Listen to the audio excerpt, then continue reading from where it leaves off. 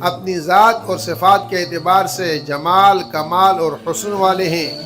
ایسے ہی آپ کا دین، آپ کی شریعت، آپ کی کتاب، آپ کا قرآن، آپ کی نماز، آپ کا ذکر، آپ کی اذان، آپ کا حج، آپ کی زکوٰۃ، تمام اعمال بھی حسن والے ہیں۔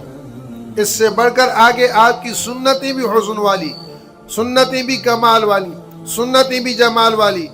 ہر چیز کے اندر اللہ نے وہ حسن چھپایا ہے، وہ کمال چھپایا ہے، وہ جمال چھپایا ہے جو آپ صلی اللہ علیہ وسلم کی ادا ٹھہرا، جو آپ صلی اللہ علیہ وسلم کا قال ٹھہرا، آپ صلی اللہ علیہ وسلم کا حال ٹھہرا، آپ کا دن ٹھہرا، آپ کی رات ٹھہری، آپ کا سجدہ ٹھہرا، آپ کا رکوع ٹھہرا،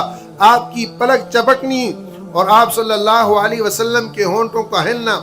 آپ کے دندان مبارک کا چمکنا، آپ صلی اللہ علیہ وسلم کا جلال، آپ صلی اللہ علیہ وسلم کی غصے کی کیفیت، آپ صلی اللہ علیہ وسلم کا خوش ہونا، خوشی میں آپ صلی اللہ علیہ وسلم کے گالوں کا چمکنا، اس کے اندر سے نور کا نکلنا، آپ صلی اللہ علیہ وسلم کے سونے میں آپ کی آواز کا آنا، آپ کے سجدوں میں رونے کی آپ کی آواز کا آنا، آپ کی دعاؤں میں آپ کی چھاتی سے ہانڈیوں کی طرح آواز کا نکلنا، آپ صلی اللہ علیہ وسلم جس چٹائی پر سوتے خوشبودار ہو جاتی، جس گلی سے گزرتے خوشبودار ہو جاتی، آپ کا پسینہ عطر میں ملایا جاتا، اس کا حسن دوبالا ہو جاتا۔